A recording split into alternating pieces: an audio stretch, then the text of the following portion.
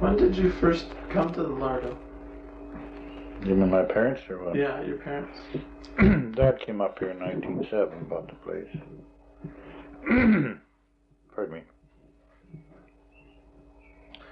Did he get it from the Crown? Was it a Crown grant? Yeah, they had to do. It was, well, they bought it from. It was it wasn't what they call a preemption in them days. Him and his partner Johnny McLaughlin bought it from the government. Lot 9150 is 54 acres in 1907. And then he didn't come back. They lived in 1912.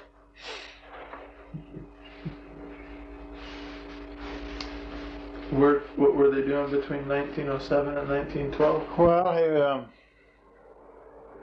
before that, he was him and his brother George Alexander was in the Boer War in the mounted police in the South African Stabulary between 1900 and 1903, and went back to Ireland and got over to Scotland a while and out to Canada. And they got married in 1905, and they moved out to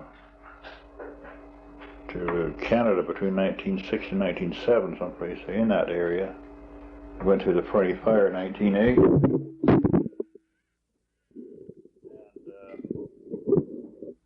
And then I moved up here in 1912. I landed here May the 12th, 1912. I built the house in 1913, big house. And the lumber at the mill at Gerrard's at that time. And then farmed there and logged and trapped. Cut an awful lot of fence posts in them days. This flat was all burned over and grew up since. Logged over in the early days and burned over, and then a lot of big timber down there. Just had to cut everything. Everything was done by hand, you know. Really started out with, I think they had one cow first, and then cut all the grass with a scythe and raked it by hand. Well, the skidders were holy terror. Oh, they were terrible. And then they got team of horses after that, and then more cows, you see. And went on from that as the years went by, and then you got a horse mower, and I got some horse machinery after that. But never was much engines on the place. It's all pretty well done by hand or horse work. Everything was done. They trapped a bit in the winter, trapped beaver, and they liked to fish and hunt. Had our own meat and vegetables and fish. But doing the Hungry 30, there wasn't much money, but hardly any money. We always had enough to eat, though. We used to always cut our wood a year ahead with a crosscut saw. That's long before the chainsaws were in. Cut it down the winter, skid it in with a go devil on horses, and buck it up, pile it up, let it dry. Oh, the old railroad in them days. Train once a week from Lardeau, up to yard and back for mail and freight and marble and stuff like that, logs, whatever they had going on, poles, fence posts. And had a boat every Tuesday night at midnight. You had to go to Lardeau and meet the boat, walk down and walk back, come in around 12:30. And went on like that till someplace toward the Hungry 30s, and then they had a train every second Friday and a boat every second Saturday. And carried on as usual. On the Saturday in between, they had a stagecoach on the rails here, Model A Ford on iron wheels, called the Noble 600. That was the number was 600. And it was run on contracts. It was kind of a taxi, take the freight and cars and passengers, It's a small rig. That was what Archie did, wasn't it? That's what Archie run, yeah. Well, there was quite a few. Jack Pershing had it before Archie, and then Archie. Who had it last? Ralph Carson had it. Bud Thompson. Oh, there's quite a bunch had it. I think I don't know, Archie or Ralph Carson had it last. I don't know which one it was. I just forget. But that went on till, I don't know what year they quit that. The rails went out in 1942. That's when they turned it into a road between Lardeau and Gerrard. Well, I have pictures of the taking the rails out. I have pictures of the old Noble 600. But if you wanted to go any place, you had to walk on the railroad track or take the team of horses and go to Lardeau. Could you take a team of horses to Lardeau when the railway was in, or? Well, you prior to 1926, we had to this highway bridge here, which is a railroad bridge, had a long trestle, maybe 100-foot trestle on the other end, and you'd have to wade the horses through the creek and pull the sleigh over by hand and go down that way. So her MLA at that time was Sid Leary and the cusp, so he got money enough to put a road in. It's about a mile and a half road, and the old canyon bridge up here at the mouth of the canyon is still there yet, which has made him a park. We still like want to have preserved. It's getting pretty bad shape now, but that's the way we went around that way. So we're down to Lardeau. The bridge is a really good bridge, all hand-hewn cedar. With the bridge built in 1926? 1926, and the road through the belt. Gene was shaping the foreman on the bridge. He had the Hamel Silver mine. It was St. Patrick up here, which is Hamel Silver now, for years. And he was the foreman out. My dad was the foreman on the road. And they had 350 to build the bridge and 350 to build a mile and a half of road. $700 total. Think of that nowadays. They wouldn't even buy their coffee time for a week. But I had that made into a park, and the bridge is still there, and I hope to get it restored. The Marblehead quarry was going on, and it, to begin with, I guess the Marblehead was known as LeBlanc. That's where that was, eh? Yeah, it was named LeBlanc. It was LeBlanc was a partner of Jean Boucher, which had the St. Patrick mine, the Hamel Silver. And I think between him and the Elvin brothers, they tried that for the lime. You know, how the lime kiln is there yet. It was uncovered here maybe 10 years ago or something like that. In that area when that was back here? No, it was up here now to Marblehead. Right at Marblehead. And was that the lime kiln that was running back before the First World War, when they? Oh yeah, before the turn of the century. And they were shipping it to the Hall smelter down in Nelson. There's a note in a Bureau of Mines report about a lime. They had maybe you're getting that confused with this. At 1 mile beside Lardeau, they had a big quarry in there called the Deserter and the Trail Mine, and they shipped flux to Trail to smelt their ore. That is before the days that nowadays they get enough silica. They have to have silica makes silicon to flux their ore, and nowadays they get enough silicon in their ore to flux. You see. And this mine at 1 mile here that was the silicon, you see, but it never was lime. But this at Marblehead, before they used it for marble, was used for lime. Part of the old lime kiln is there yet. So, where was it? This side of the lakehead, or was it? No, it's just the other side of Kootenai Forest Camp, which is the old Marble Works mill camp.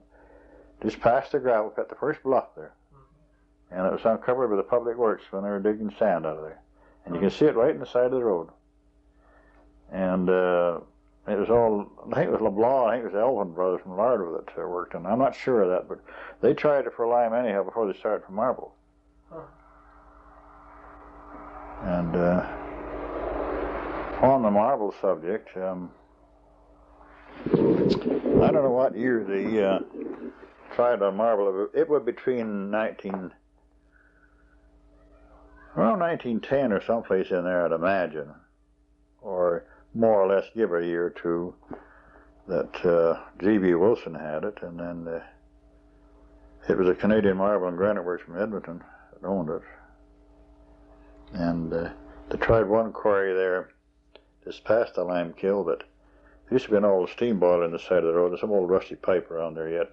There's part of the old quarry yet, but it was cracked up too much. What steamboat was that? No, it was a steam boiler. Boiler. Steam boiler. Sat inside the road for years there. They had part of an old quarry there and an old camp. But they had their camp right at Marblehead, their cookhouse, in the middle where they made all the tombstones. It's just Kootenai Forge camp now. But the quarry was up at 9 Mile, which is still there, and that's where they got most of their marble from. And they loaded them in flat cars and bring it down to the mill there, and then they would saw it up. See, if you want a description of how they done it, I can tell you. They had a saw for sawing the marble. Well, they had a special saw. I can describe them if you want to. If you want to. Well, first they had to drill in first and just blast enough to get man to work in. You can see you can see that on the roof of the cave up there now at the quarry, but it was all done with a channel machine.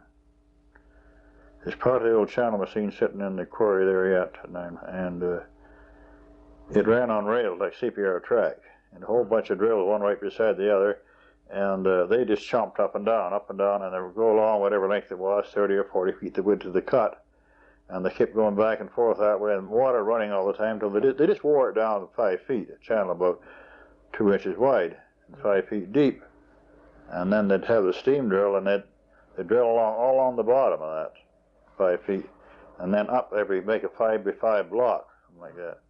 And they didn't dare blast it, so they had long wedges round on one side and flat on the other. They had to hammer them in there and split that rock, and then pry it out and bring it out with the big slings, and they had the big donkey outside, you know, the big derrick on the pole and the big boom and the cables on it, and they put 2 straps around it, and they picked that up and set that out where they could sling it and load it on the flat car.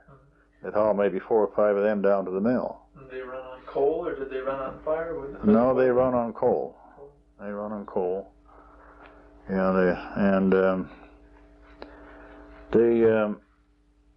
these big rocks are set up on gang saws. They marked them probably 5 by 5 or maybe 5 by 7 or whatever happened to be, and there was a series of these gang saws, and they'd be placed, maybe the thickness of a tombstone would be 8 to 9 inches apart, and they're on a big frame like a buck saw, you know, kind of a V shape, and they're about 6 inches wide, and they're corrugated, and maybe quarter inch thick, or 3/8 thick, no teeth. It's like a big band, you see. 6 inches wide and a quarter inch thick, but it's kind of wavy corrugated, and they swung together back and forth, and they just wore it down, water pouring on it, and they cut at the rate of 1 inch an hour.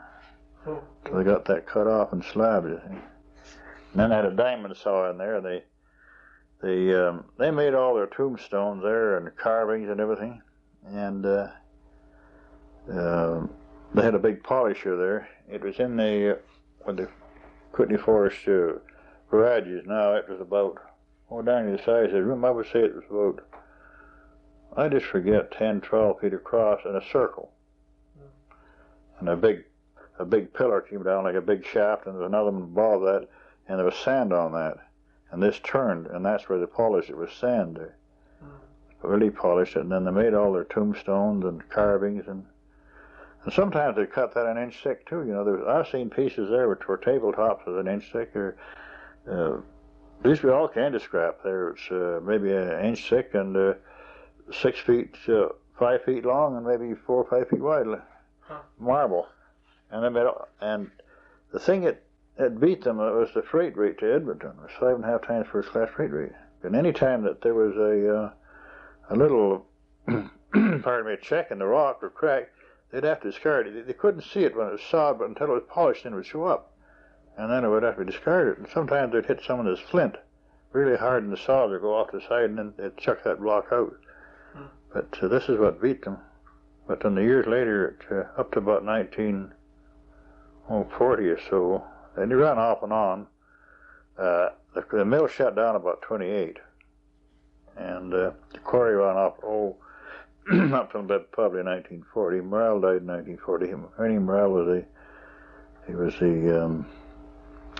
the manager at that time, of the mill, quarry, and they would quarry all these blocks and then set them out there at the marble quarry is now. They'd spur off the railroad there, and they'd ship all these blocks to Edmonton, and they were manufactured there. I know Johnny Logus and I used to go up and work on that, but we'd load up carload, pardon me, I got a frog in the throat. Had to, would load them, go up there about 7 o'clock in the morning and fire up the steamer, and about 10:30 we'd have them loaded. Well, we'd get our day's 8 hours, which was $3.20 for the 8 hours, and then the next time I sure made you work for it, because there was the scrap pile. They shipped all the stuff that was broken up to Edmonton. That had to be bulldozed and bust up with a 16-pound hammer. I don't mean a bulldoze with a cat. What I mean by that is they had them big blocks, and you'd put your powder right on top, and they'd cover it up with mud and stuff, and that's where concussion, the powder would smash it. That's what they call bulldozing. And when anything was too big, we had to bust it up with a 16-pound hammer and load it into this bucket, this great big scoop affair from the derrick, which held 3 tons, and it took 14 buckets to fill that car, 42 tons. And I tell you, you earned your $3.20 then. What were they doing with that? Well, that went to stucco or something. That went Edmonton probably made stucco or something out of it. Huh. I don't know what the block would be made into tombstone. But when the Marblehead operation was at its height, how many people were employed regularly there? Stone cutters. Oh, maybe a dozen, 15. And were they people who were trained? They were trained.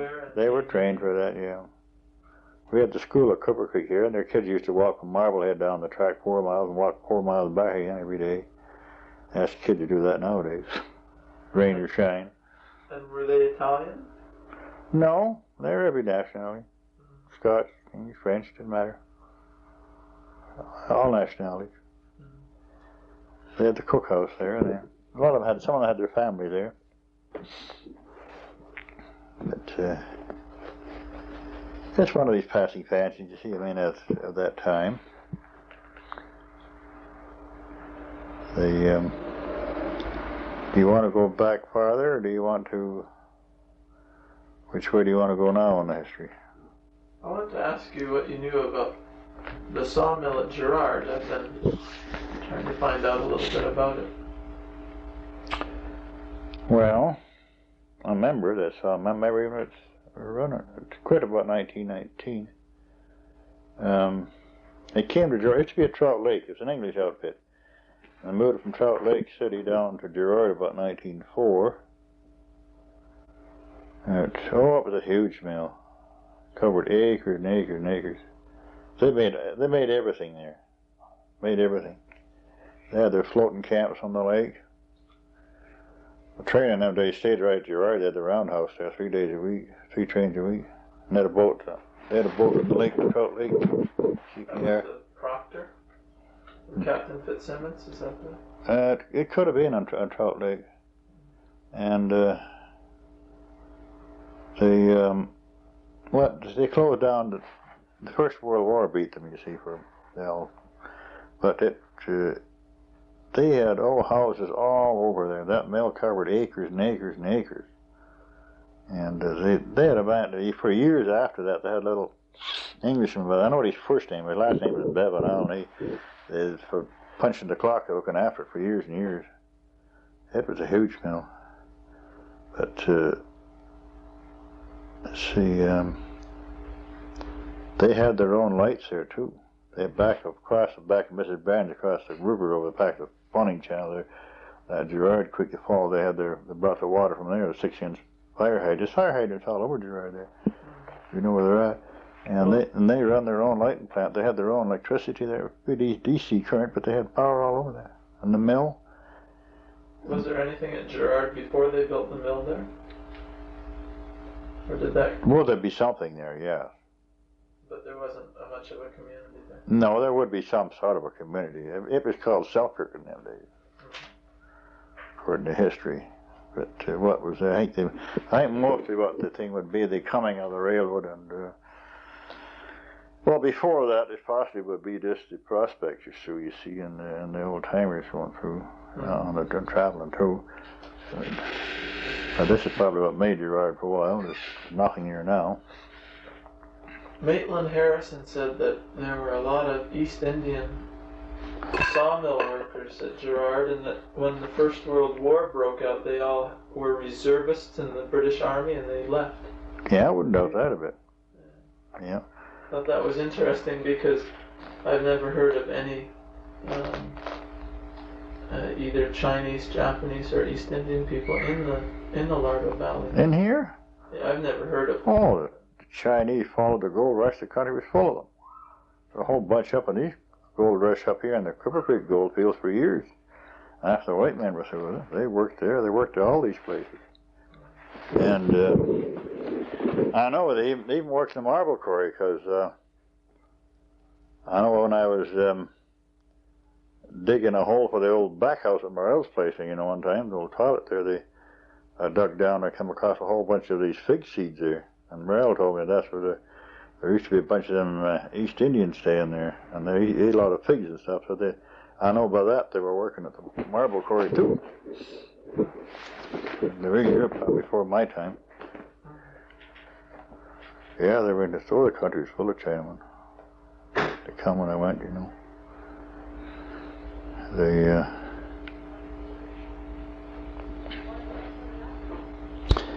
let's see that. Well, Gerard, it went after the years after. They had a caretaker there, and I think I don't know what year it was.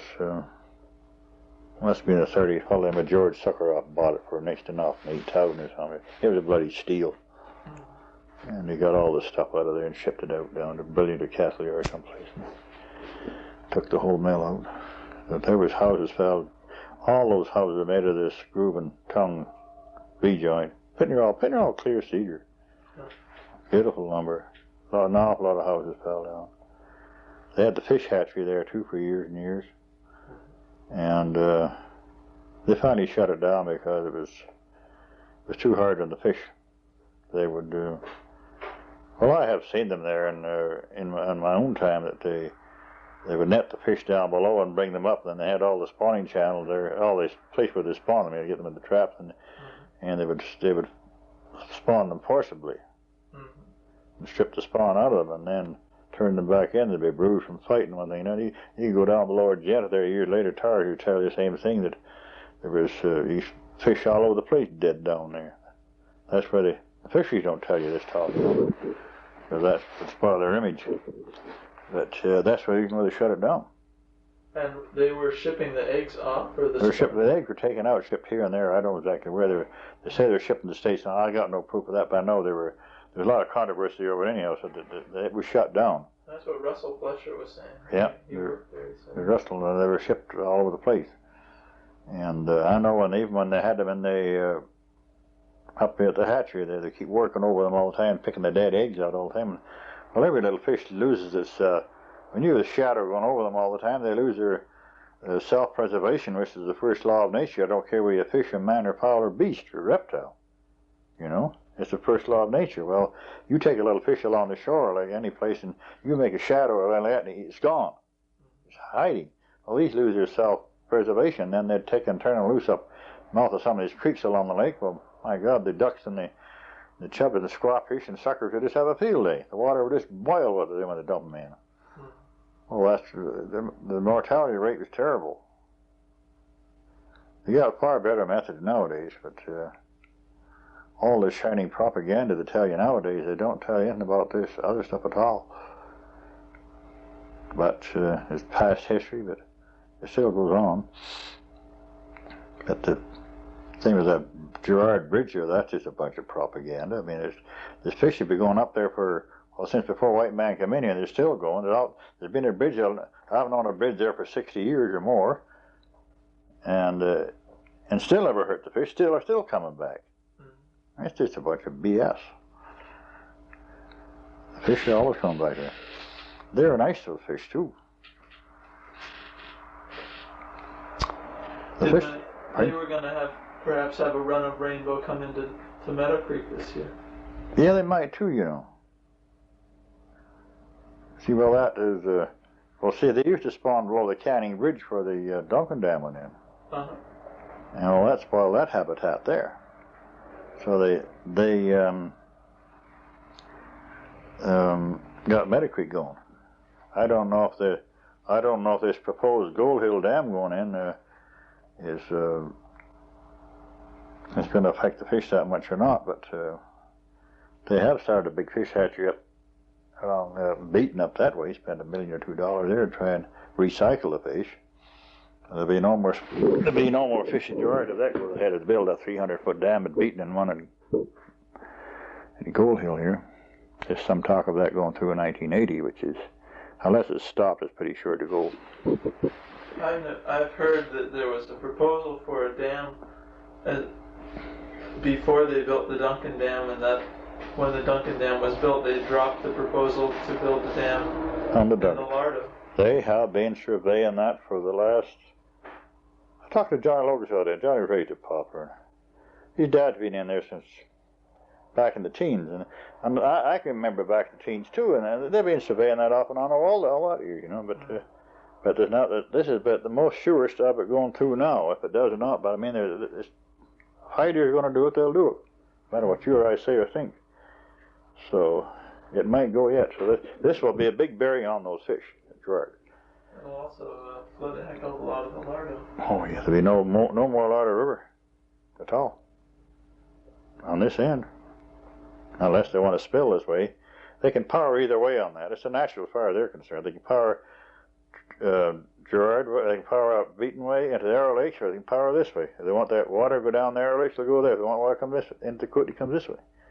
It's a natural fire they're concerned, but I don't like to see it go because it'll ruin all that country. But I don't know, but it's on the books anyhow, and that would be the end of where the fish will come back to here. I don't know. This is something I don't know what they have planned for this fish at Gerard. If they have the spawning channel over at Beaton on that side, on the Arrow Lake side, well, that won't help here unless they make a duplication of Meadow Creek. I don't know if there's enough water in the creek here in the spring to do it, because this spring their back should be sticking out of the water, being a low runoff here, late spring. So I just don't know. Got to probably wait and see. I've always wondered how the name Canning's Bridge came about. It was a long trestle bridge, wasn't there? Mm-hmm. Built for the railway originally. No.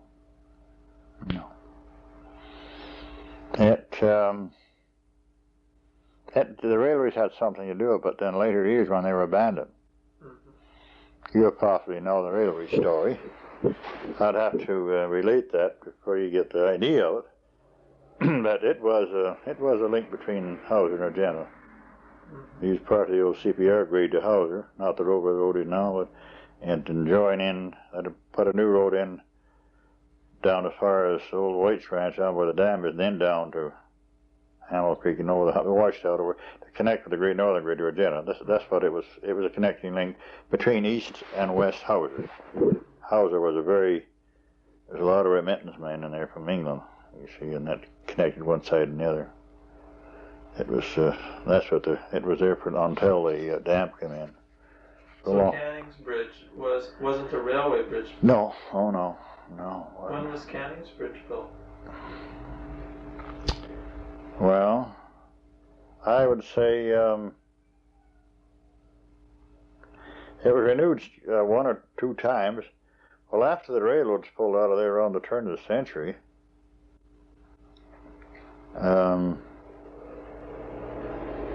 it must have been in the teens someplace, because it's been there as long as I can remember, and that goes back a long ways. That goes back to probably 1920 or so, something like that. It was in there then, because it was they had to renew the piling on it around 1930 or so. So it must have been pretty old then. Because I know Billy Clark and Johnny Kachuk had the contract for it. Some of the piling got away and some came down the river, you know. I remember, that's the reason I remember on that date, you see. that it was because it was, well, it must have been in the early days like that. Because the railroads pulled out of there just after the turn of the century and left houses high and dry. There's a long story behind that, too. You probably got that down.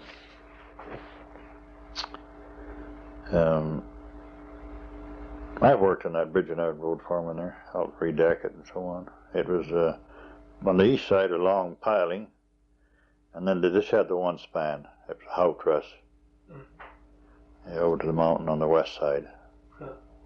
Just trying to grade the old CPR grade that came up from Marblehead too, where the dam is now with a howler. They abandoned that and went up to Lardeau after they had trouble there in Dublin City. There were places on the east side of the lake, like Ainsworth, or Tim Ainsworth. Tim Ainsworth lived on Glacier Creek Flat, Birdie Board, and a bunch of them. Yeah. Would they have used that bridge then to get back and forth? Yeah.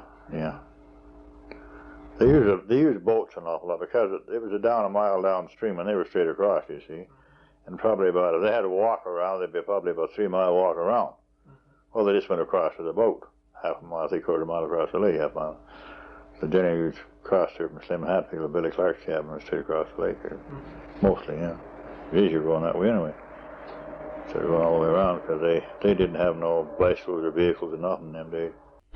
Have you ever seen any literature from a settlement company that bought a lot of land in Hauser called Oldfields, Kirby and Gardner of Winnipeg? Could have been. I've never seen any. They apparently bought a lot of the land in Hauser and then built a large house there, and had people like Tim Ainsworth, originally drawn to Hauser through their literature and bought their land rather than they were a private company. They could have been. Hauser was a lot of remittance men before the war, from England. You know what remittance men are. Hinks, yeah, and Birdie Board and Tim Ainsworth. Billy Clark came out as he was a servant for the Hinks brothers. He grew, and then after they went to the First World War, Billy grew a garden, one thing and another, started off on that and made horseshoes, and trapped them after they left. Yeah, I know. Hinks had a rather short-lived history in the Lardeau, I guess, but a rather colorful one. Yeah, they did. There was 3 brothers, with Jack Hinks, and he was Commander Hinks, and there was Tom Hinks, he was Major, and then there was Henry Hinks, which was Captain Hinks, and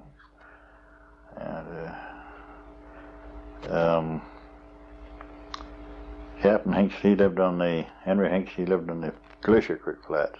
He built a big house there that burned down. And this young Henry's, they call Cookies, he's in the mounted police, he's their son. And he did some recording here, him and Roy Green was here about a year. I followed him. Anyway, they lived there for quite a while. Then he moved down to, I don't know where he said, he went over to Crawford Bay to that Wedgwood Manor. I remember seeing some time when I took him over about in the 30s, I guess, it was over then at that time. But the other Hinks Tom Hinks didn't stay long. He built a house there. And then I think he went to Australia someplace. But Jack Hinks and his wife Stobart, they didn't have any kids.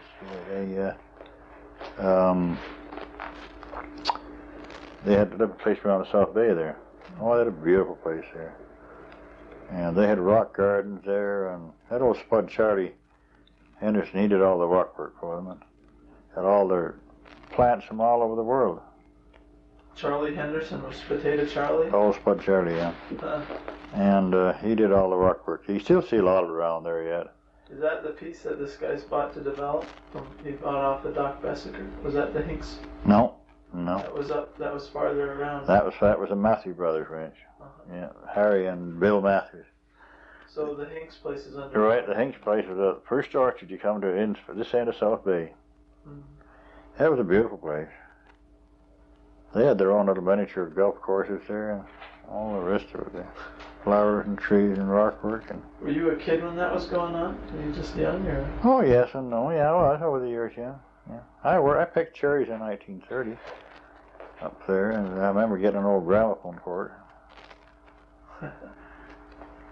Yeah, Stobart thinks she had her own little self-propelled boat, self-starter, eh? And she never watched for the women. She'd sit around and talk with all the bachelors around waiting for the mail, you know, around the house, around the post office, old Bill. Yeah, they brought Thompson or Bill Simpson before that. And yeah, she had her own boat back and forth there. Billy Clark and quite a bunch of old bachelors, you know, Slim Hatfield and Snowflake Peterson, Charlie Malik, Bertie Board, Slim Hatfield, and Tim Andrews. They're all around there. They're quite a bunch. What kept them all in Hauser? The lake. Nice there. They had their cabins there.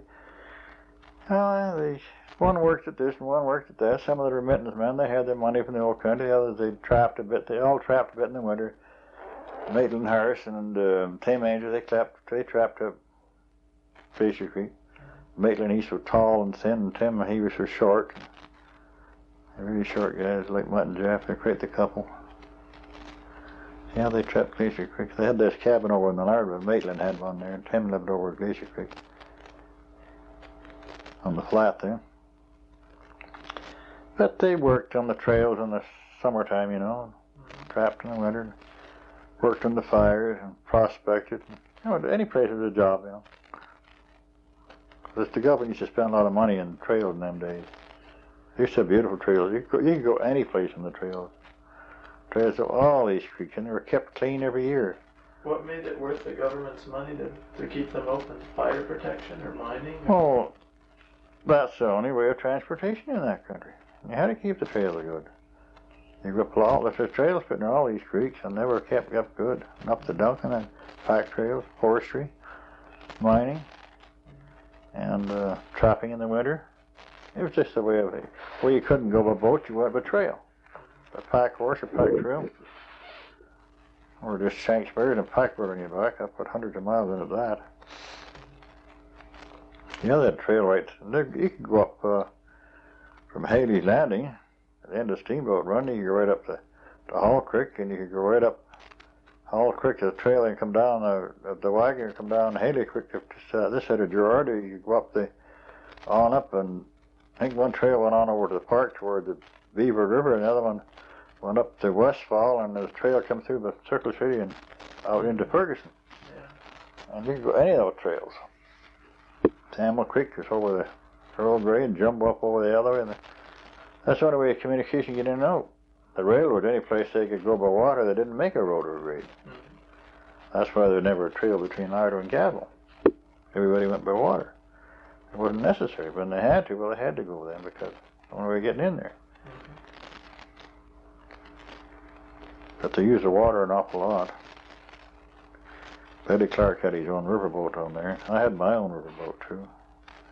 Were these locally made boats? Yeah, I found them in Mike Bennett, and they were 24 feet long. Some of them were flat bottom, long flat, and then pointed in each end. Mike? You said? Mike Bennett. Yeah. But, he built quite a few. He built one for the Duncan Lake Lumber Company in the 30s of George. McGinnis. And I bought it after. It was 34 feet long. What did he make them out of? Cedar? This out of cedar, yeah. I used to take up to a ton on that thing. I had a little 5-horse motor, Viking, but I used to come up and down the rapids and up to Haley's Landing, and I had to go up there with that big long boat with 5-horse where they would take 50 horse now to go up, you know, because I knew the river and lived on it. And just read the currents like a book. Get in behind a jam or someplace and shoot the rapids or get around, or to just get over the crest of the breaking over, grab a tree and pull yourself over that 10 or 15 feet, just sitting there for half an hour on one spot. Didn't have the power, but we made her, one way or the other. You live by your wits.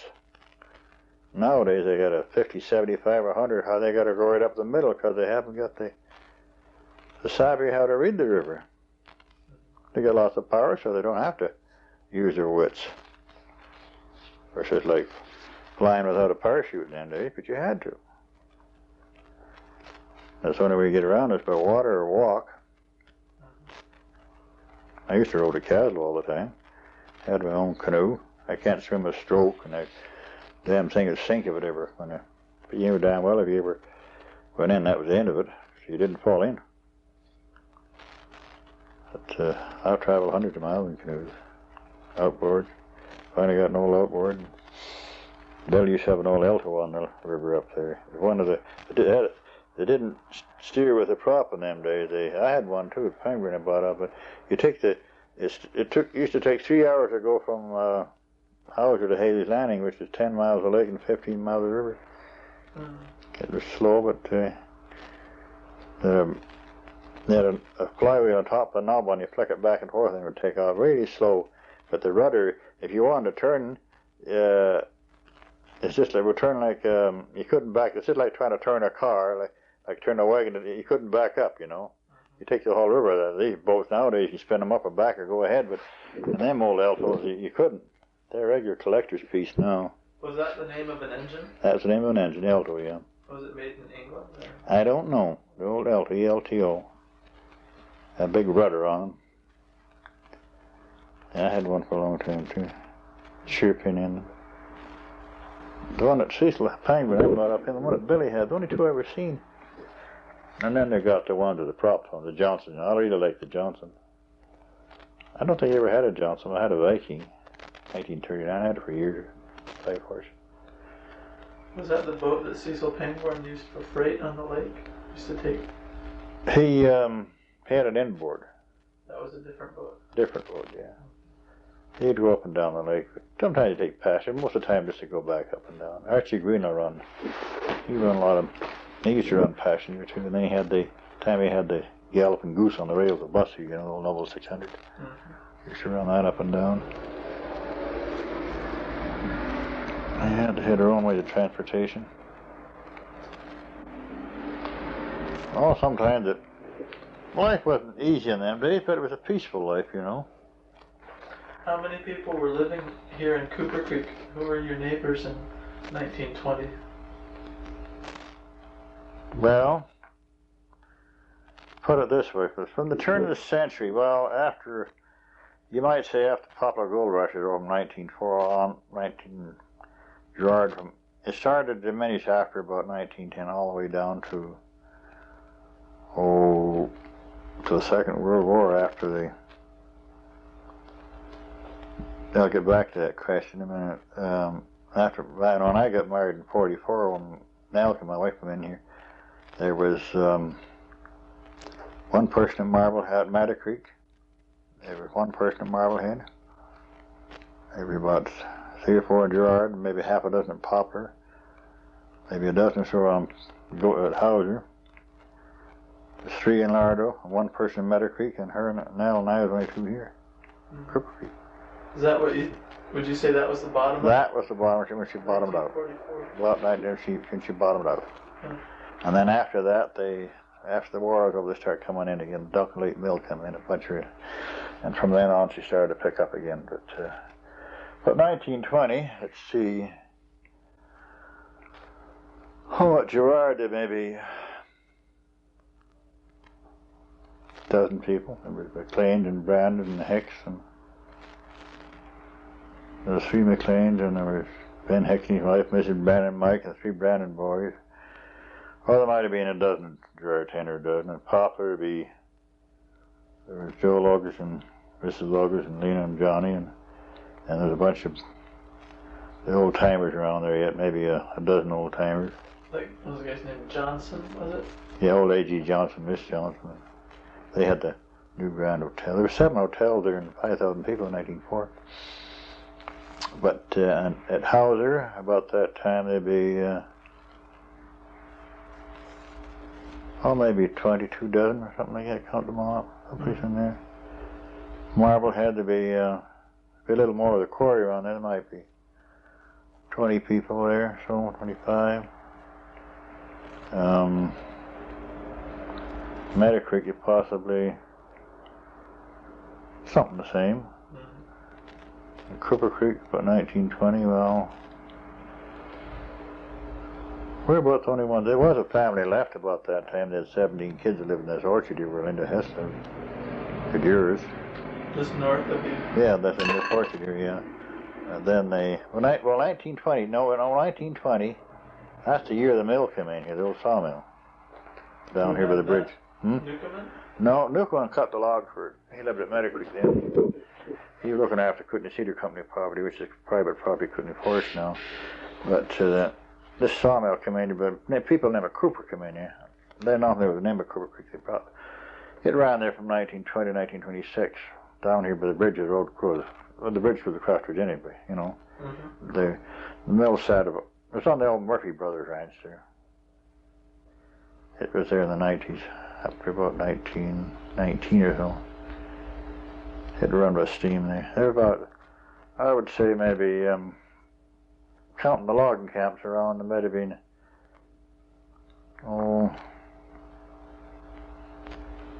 20 or 30 people on Cooper Creek, something like that around that time. But then after that left, it's mostly my dad and mother and us 5 kids here most of the time. And a few bastards maybe. There might have been, there was 7, there might have been 12 or 15 around Cooper Creek, something like that, over the years about that time. What did they call this if it didn't get named Cooper until the Cooper Creek, until the Coopers came in? Well, the Coopers had nothing to do with it. Oh, they didn't? It had nothing to do with it. It was just a coincidence that their name is Cooper. Huh. Because Cooper Creek is known as, I don't know what we named it, it's named Stony Creek on the map too, well, it had nothing to do with it at all. Because there's Mount Cooper and there's Cooper Creek? Yeah, Mount Cooper and Cooper Creek, named after some old timer, which I don't know. No, I've never heard of anyone with that name. No. I had a letter from I possibly have it yet. A fellow way back east someplace named Lardeau.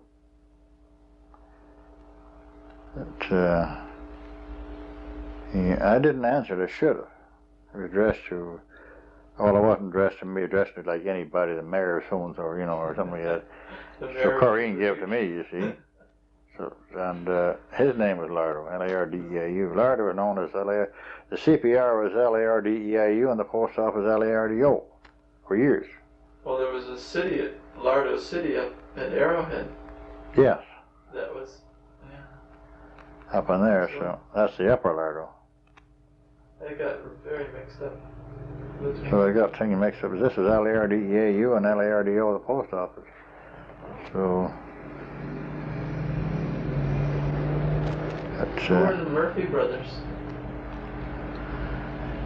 They had this lot 9150 here. They came here, I don't know what time it was. It must have been in the early 90s. They had a big cabin down. That's probably where Dick Neufield's house is there, just on the side of the bridge. They had this whole flat in here. And I don't know what their names were, but they're real old timers, in the 90s anyhow. And this was part of an old road. They used to come up the railroad here on the part of the old road. But they were gone all before my time. But their house was there. I remember their cabin was there. And it was tore down about 1919 when they made the room for the old sawmill there. It was an old steam sawmill. They cut about 20,000 a day or so. They had a boom right across the river there and captured all logs. They would run the logs, cut the logs up here and then run them down into the boom here. Did your dad work for them, logging? Well, he hauled lumber up. This was right near my garden, right out here where there's 2 roads on. That was the old mill spur, you see. And that Did road. They have a rail line that went? Well, they had a spur in here, you see, and they started where the road is now. They built the grade, but they never put never put the tracks on it down where the mill was. You see. But the spur was right here. The still old redwood spikes and come up in my garden here. Put the mill around it. Went down to Lardeau about 26 and burned down there. It's covered over now. Where they made that fill to go around to the log dump. Yeah, geez. Where the clearing is down there now, they had all lumber piles all over there. The cookhouse was in about where Raymond Reaper's house was, in that side. Yeah, they cut a bit of lumber there. Well, chipped her out. Have you ever heard this called Garden Valley? Here? Yeah. No. I saw an old map, and it had, this was from the head of the lake up to Meadow Creek was called Garden Valley. I know the head of the lake's been called Mosquito Landing, it still is. Right, but this was the strip up on this side of the river, and it was in the 1890s. That could have been the old Block 570 one that Elliot had. It's in that ecological deal now. Right. Well, they had. That's a real old farm. It could be because even where that gravel pit is there, this south of the waste scale, that was all cleared up one time. There's old barns back in there, cottonwoods there, old trees just 2.5 feet thick growing to them. It was back in the 90s. Huh. Oh, it was cleared there for long. That's possibly it, the Garden Valley. Well, they were quarter sections. It would be 20 by 80 chains, I think. That was, well, that's the 320 acres. That's the one that, the piece that, it's the old Putman place, and that was known as Morale place for years. And then when Elliot bought it, same place. That was the That was the Putman place, yeah. No, you don't remember Putnam, though, eh? I don't remember. My dad remembered him, but Is that right? It was Charles or something. no, that was, I don't know what his name was. Old Charlie Ack had the place this side where the road was a forestry road. That I owned that part. I own part of it there yet. His old cabin was there. There's fruit orchards down, the trees all through the growing up trees like this all over. The trees fitting as big as this, you could still see where you grew spuds there, you know. But the Putman place was next there, and that was all cleaned off because there was firs in there damn near as big as this. And when we were cleaning there in '64, where that gravel pit in Alvin Lake was working in, little piles of rocks there, and Al, one of them were Indian grazed, and the trees were a foot and a half through then, at '64. And it had grown up that much, so it must have been back in the 90s, because there was a succession of people. The people named Campbell, and then there's another 5 guys had it. My dad said around, they called the Noble 5, and then Putman's had it, and then people by the name of Offstuffs had it. They went, and then Morell's bought it, and they had it till Elliot bought it. It's down over the years. And Morell's were the folks related to the guy who had Yeah, they had this. They've owned this orchard here. We're in the Hesses. Used to call that the little ranch and that the big ranch. But they never did in with it. But they just bought it in from, I don't know how they required it. Ernie Morell always had a bit of money, but that place down there has been farmed for, I would say, for damn near 100 years. Close to it, 90 years anyway. All grown up again. Well, that's probably where that Garden Valley comes. I never heard that before, but that is the explanation of it there. Because it's been cleaned in there for, well, I can show you the remnants of some of them old barns in there yet. You would never know they're in there. Old black cedars. The Davies and Sayward Mill and Land Company had timber limits up here from they had their mill at Pilot Bay. Yeah. Oh, they probably had. Yeah. And George Buchanan had timber limits. Yeah, wouldn't doubt that. On the flat. Yeah. They Cook logged up here a lot too. They had a big mill in Kaslo. All of them are Cook. They had a mill not a mill. They had a big camp. Jesus, what have I done now? Oh, they had a big barn up there at Meadow Creek, just this side of where, between the Abbey place and the Punk place. I remember going to school there in '28, and the barn was built right on the line. You know, probably there before it was even surveyed. But I remember that they were the yoke or oxen up there. I just forget the name of the guy. Had a great big ox up there logging with it. Yeah, this was before my time. I've seen the yoke before the ox. I have seen that. I don't know where it got to or what. The fellow, they used to come up along the river here and snipe a lot of the logs off, just what they could hand log. Cut the stumps off 15, 20 feet high to get away from the rock. They just creamed it along the river as they could get. They logged this off, I guess, in the 90s, this flat here, a lot of it, before it burnt. I think the Matthew brothers were guilty of a lot of that fire. The old Scott Thornburg told me in '97 there was a big fire in his flat, because I was asking him about it. Who was Scott Thornburg? He was an old timer in here. I went to school in Whitewater in 29 it was, 29, 30. Scott, he was quite the guy, quite a bullshitter, you know, but he told me there was. I was asking about that. He said there was a big fire in '97 here in this flat. The railroad burned a lot up here in 1910 too, burning that flat off where Bowles is in there. Vastly different some of the old timers were in here at that time. But they're all gone now. This is what I know. This is what they've told me. You see, this. I mean, a lot of history lost, never be. But it's good to get some of it down. I always wondered about the Kootenai Cedar Company. I've heard that. Well, I know that they bought all the Kaslo and Slocan Railway grant lands. That's right. From the Great Northern Railway. Yeah, they got that next to nothing, a few cents the acre. The railroad in the early days. And that was Hiram Smith and somebody Smith Kenna. It was Smith Kenna. I don't know about the Hiram part, but it was on with Smith Kenna. Because I met Miss Smith herself. Miss Kenna was. Miss Kenna, yeah. It was Smith and Kenna, and it was known as the Kootenai Cedar Company. How did you come to meet her? Well, she was up here. Cecil Pinewood, Senior, know me. He knows me. If you're talking to Cecil, he'll tell you more about it. I've seen her anyway. I haven't talked to him, but he used to bring her up and down the lake in his boat. They were from New York, American outfit.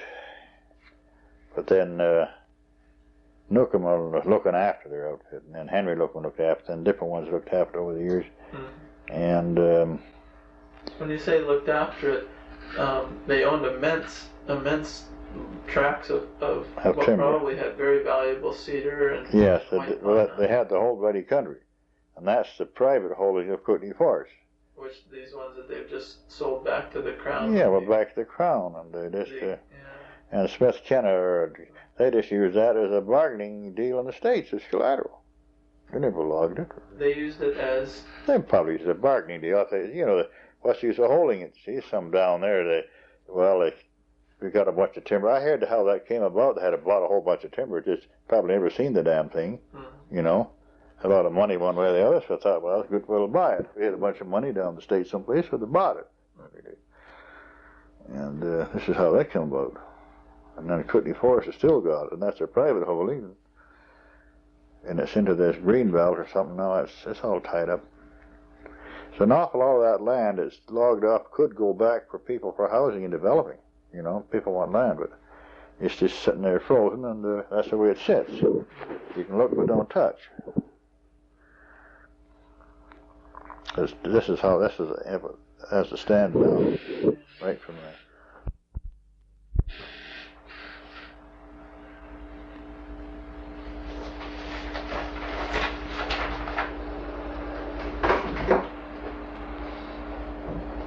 You were the road foreman for a while, weren't you? I was 12 years here. My dad died here in 1941, and I took over till 1953. And I quit. Was your dad road foreman for quite a while before you? Oh, for quite a few years, yeah. On this end, yeah.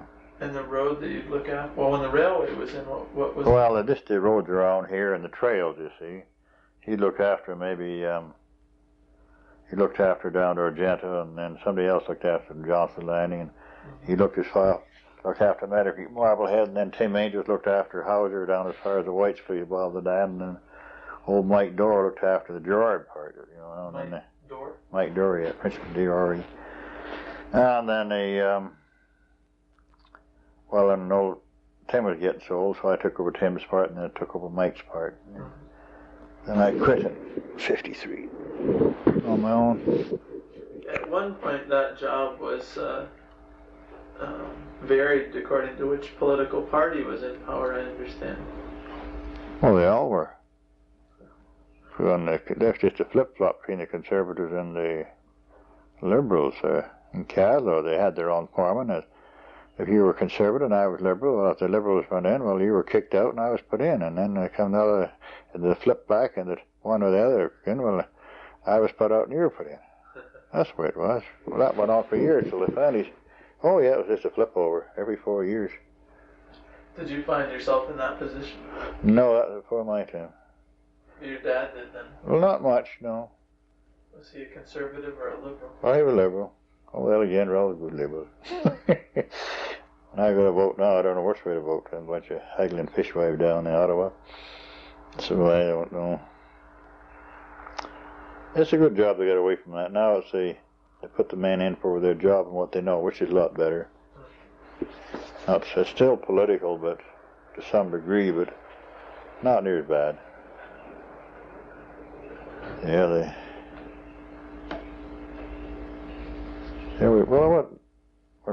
he died just 41, and the railroad left here in 42, you see, and then I had to take over this part of the road here, too. Did you use horse implements then? Oh, yeah. Used pick and shovel, axe, and crosscut, horses. And sometimes they'd bring a dump truck in from Kaslo, unloaded their jet, and then come up around Behoser, and work on the other side. And then after the railroad went out, they'd get off at the boat at Lardeau, you see, and come in, got our equipment in and out that way. How to get all our gas by got equipment in on the barge, you see.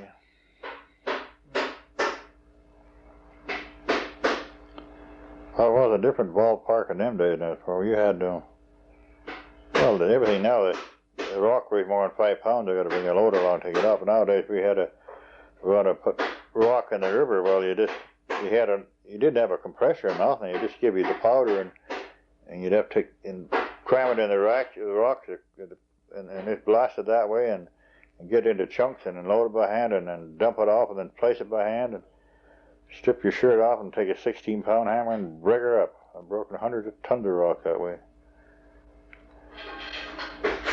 But, we had no grader except an old pull grader behind the cat,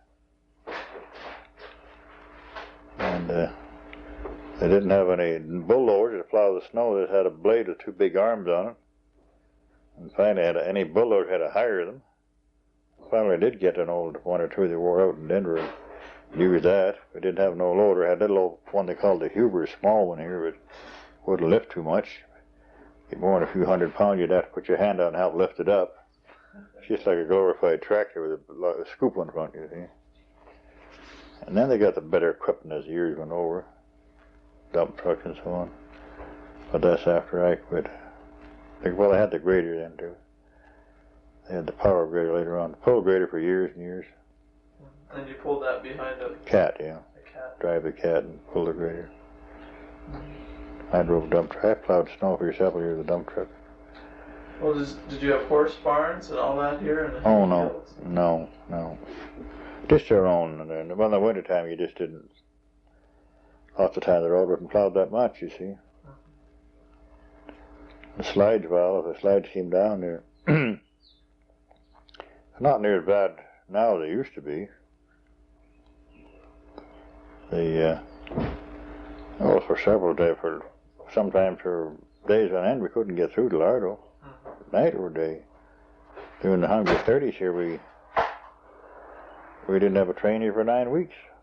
It snowed 4 feet of snow, and then that side hill had burned over the year before that. There's thousands of feet of timber that come down. It's more like a log jam for the last 3 miles. It took me 3 hours to walk me to Lardeau.